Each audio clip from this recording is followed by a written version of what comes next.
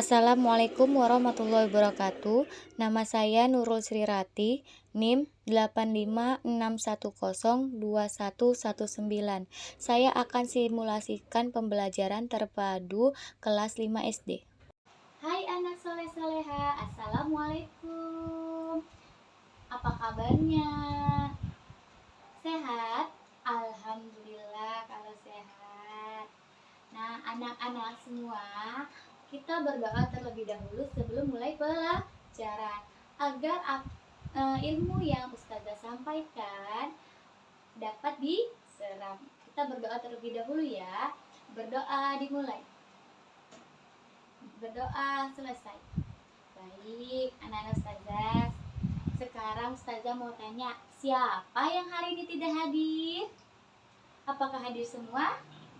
Atau ada yang tidak hadir? Oh, hadir semua, alhamdulillah. Semoga Nana Ustazah sehat selalu ya nak ya, biar bisa tetap hadir di sekolah.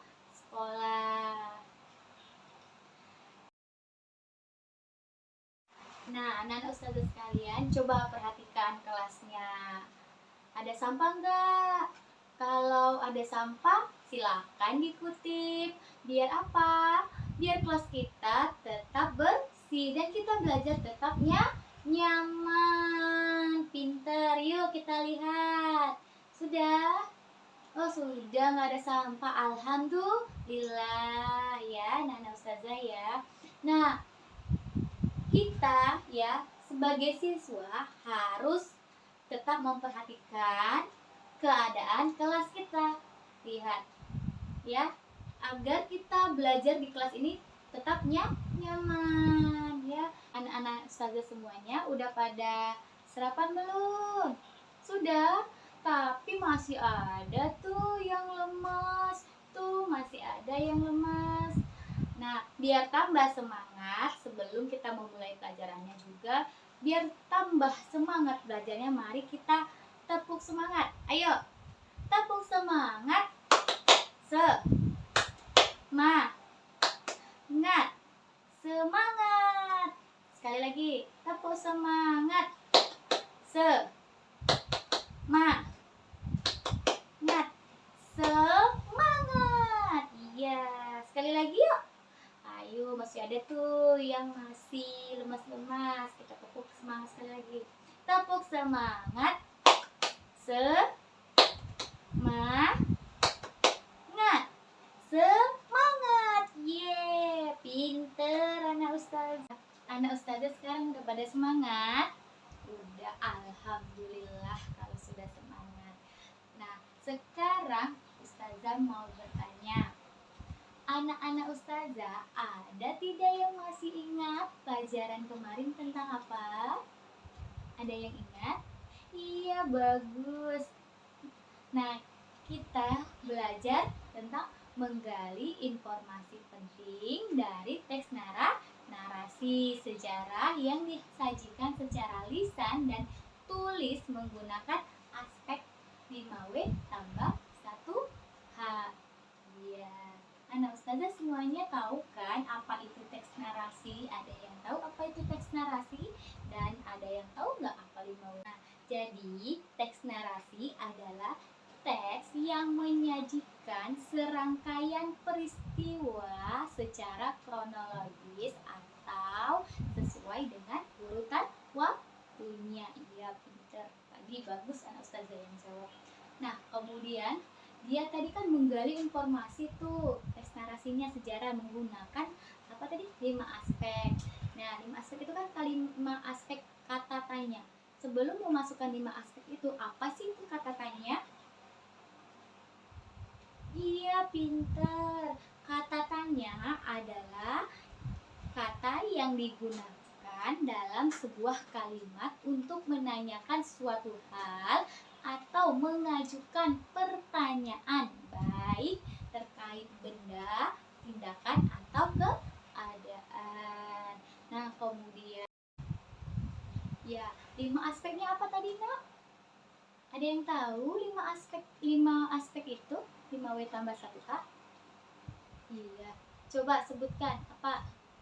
Iya, bagus, pinter. Apa? siapa, mengapa, bagaimana, terus mengapa, terus dan di mana. Iya. Nah, jadi 5W tambah 1H itu untuk mengajukan pertanyaan, ya.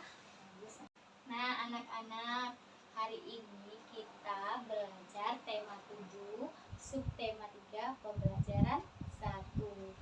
Adapun tujuan pembelajaran kita hari ini adalah siswa diharapkan dapat mengidentifikasi surat undangan resmi, surat undangan setengah resmi, dan surat undangan tidak resmi. Kemudian dapat mengetahui perubahan wujud, padat, ke gas. Kemudian siswa diharapkan menyebutkan kegiatan-kegiatan yang termasuk dalam rangka mengisi kemerdekaan. Baik, anak-anak ustazah, ada banyak peristiwa-peristiwa yang terjadi di dalam kehidupan kita. Ada peristiwa-peristiwa yang dianggap penting dan patut dirayakan bersama orang lain. Untuk itu diperlukan sebuah surat undangan untuk merayakan bersama orang lain. Ya. Nah, baik anak ustazah, coba perhatikan halaman 152. Di situ ada contoh apa? Contoh surat undangan. Nah, anak ustazah ada yang tahu apa itu surat undangan? Iya, hebat, pintar. Nah, surat undangan merupakan surat yang berisi pemberitahuan dan permintaan kesediaan seseorang untuk menghadiri suatu acara atau kegiatan. Anak-anak ustazah sekalian, kalimat yang harus digunakan dalam undangan haruslah efektif, yaitu apa?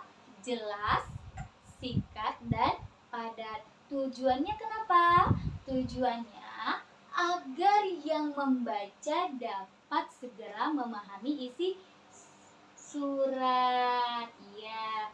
Nah, jadi kalau kita membuat surat itu dengan yang singkat, jelas, dan padat, nah, seseorang itu akan mudah untuk mengetahui isi surat kita, ya, anak-anak ustazah.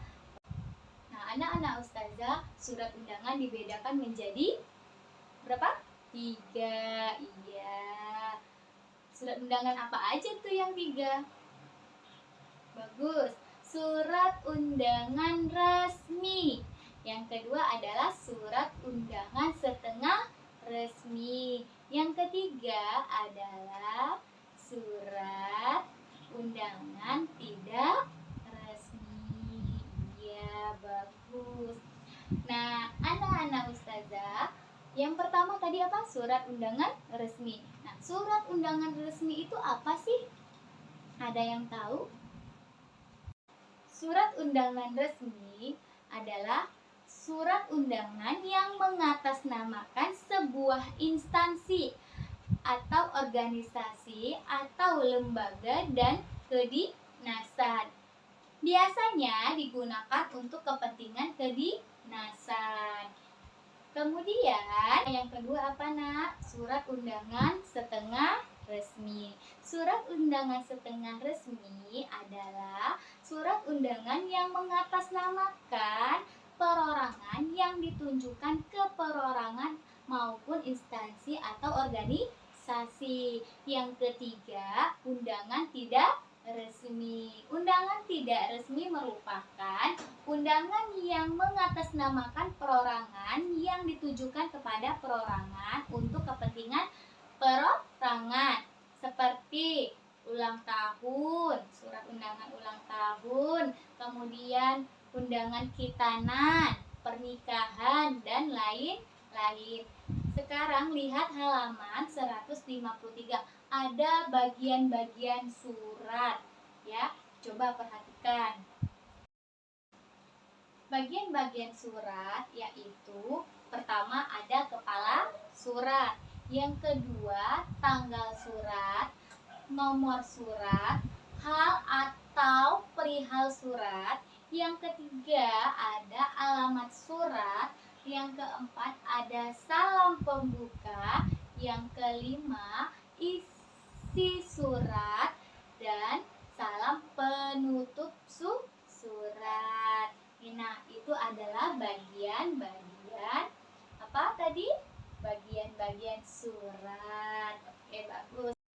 Nah, sekarang anak-anak ustazah coba buka halaman 154. Di situ ada contoh surat undangan resmi, setengah resmi, dan tidak resmi. Nah, perhatikan, coba perhatikan ya contoh tersebut. Setelah itu, anak-anak ustazah setelah sudah memahami bagian-bagian surat undangan, kemudian sudah memperhatikan bagaimana surat undangan resmi, tidak resmi, dan setengah resmi. Kemudian anak ustazah tugasnya adalah membuat surat undangan ya. Boleh pilih salah satu dari 3 surat undangan tersebut. Boleh mau buat surat undangan resmi, tidak resmi, atau setengah resmi, boleh ya. Jadi pilih salah satu. Anak-anak ustazah membuat surat undangan tersebut di lembar kerja siswa yang telah ustazah bagikan. Nah, hebat anak ustazah. Setelah ustazah perhatikan, anak ustazah bisa membuat surat undangan ya. Bagus, semuanya hebat, semuanya pinter, bisa semuanya menuliskan surat undangan. Ya, tadi ustazah lihat di situ ada yang menulis surat undangan resmi, ada yang menulis surat setengah resmi, kemudian ada yang menulis surat undangan tidak resmi ya. Berarti anak ustazah semua sudah paham cara membuat surat undangan dan memahami materi hari ini tentang surat undangan. Kemudian anak-anak, surat undangan itu kan terbuat dari kertas. Nah, kertas merupakan benda yang mudah terbakar. Nah, tahukah anak-anak ustazah bahwa pada peristiwa pembakaran terjadi perubahan bentuk benda karena kalor atau panas, tetapi tidak mengubah wujud benda. Kertas yang merupakan benda yang padat dibakar dengan api ya atau panas dan berubah menjadi abu yang juga masih benda padat, hanya saja berubah bentuknya ya. Anak-anak ustazah, dalam kehidupan kita sehari-hari kita dapat melihat perubahan wujud benda terjadi di sekitar kita ya. Nah, salah satunya perubahan wujud yang mungkin kamu tidak sadari adalah penyubliman ya.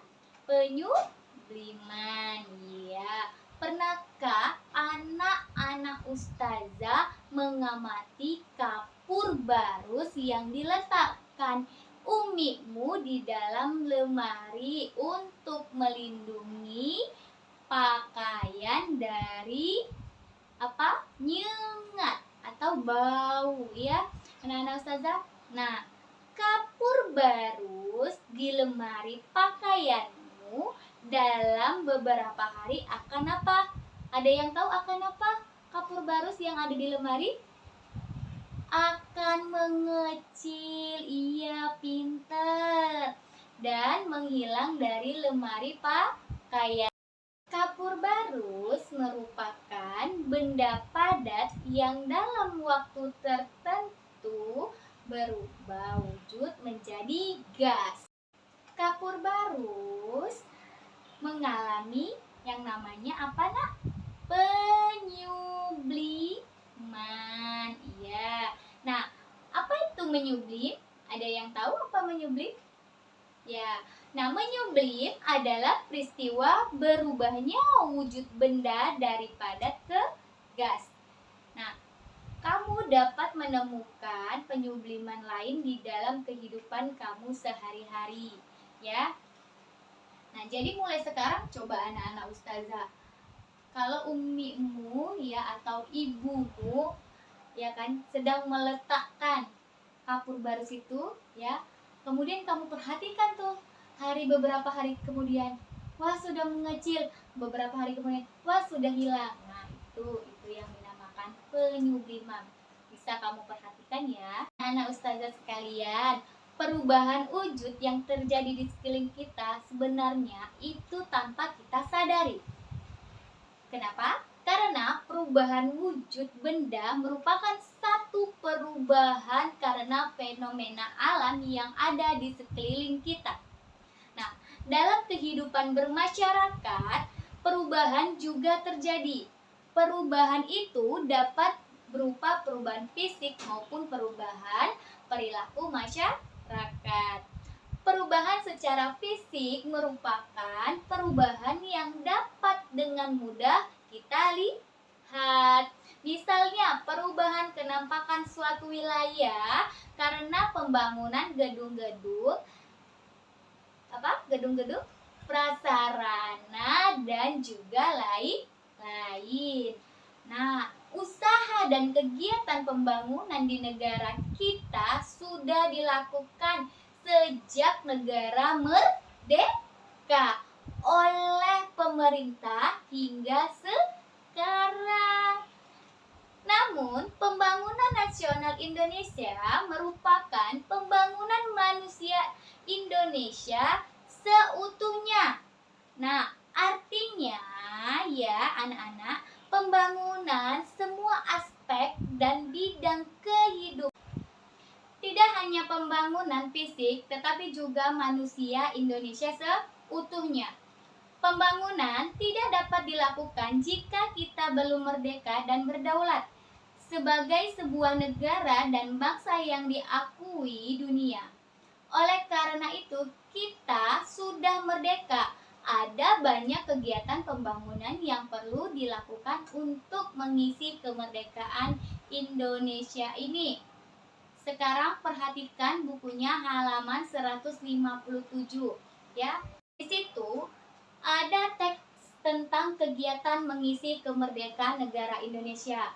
Anak-anak ustazah sekarang membaca terlebih dahulu teks tersebut. Kemudian kita temukan kegiatan apa saja yang dapat mengisi kemerdekaan negara Indonesia. Setelah kita menemukan kegiatan yang mengisi kemerdekaan, tuliskan kegiatan tersebut di lembar kerja siswa atau lembar kerja peserta didik yang telah ustazah berikan, ya.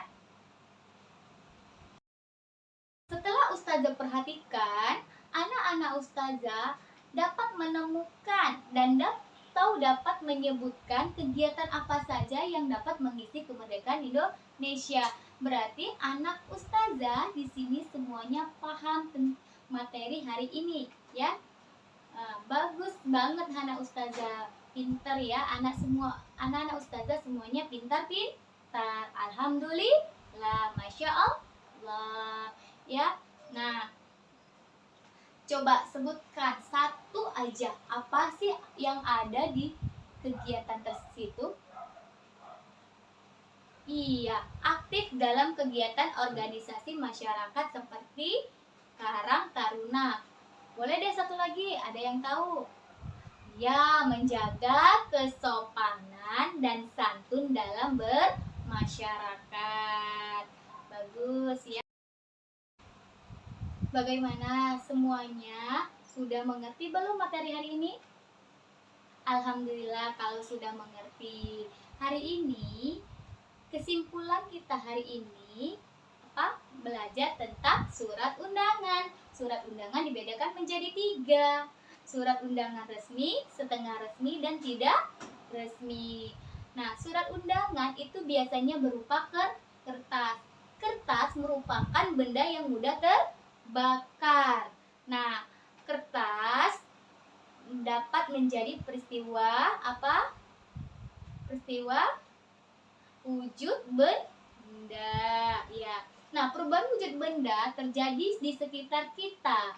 Nah, salah satunya perubahan wujud yang mungkin tidak kita sadari, ya, seperti penyubliman. Contohnya seperti kapur barus. Kapur barus merupakan benda padat yang dalam waktu tertentu berubah wujud menjadi gas.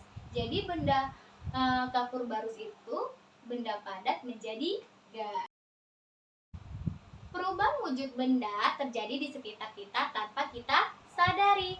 Perubahan wujud benda merupakan satu perubahan karena fenomena alam yang terjadi di sekeliling kita. Dalam kehidupan bermasyarakat juga memiliki perubahan yang terjadi. Perubahan itu dapat berupa perubahan fisik maupun perubahan perilaku masyarakat. Nah, perubahan secara fisik ya merupakan perubahan yang dapat dengan mudah dilihat. Misalnya tadi dengan menampakkan suatu wilayah karena pembangunan gedung-gedung prasarana. Alhamdulillah selesai sudah kegiatan kita hari ini. Tugas kalian di rumah adalah mengamati perubahan benda apa saja yang terdapat di sekeliling kita, ya. Kemudian kalian bisa tuangkan ke dalam lembar kerja siswa. Sebelum kita akhiri pembelajaran hari ini, marilah kita terlebih dahulu berdoa. Doa dimulai. Doa selesai. Alhamdulillah, terima kasih semuanya anak-anak ustazah. Assalamualaikum warahmatullahi wabarakatuh.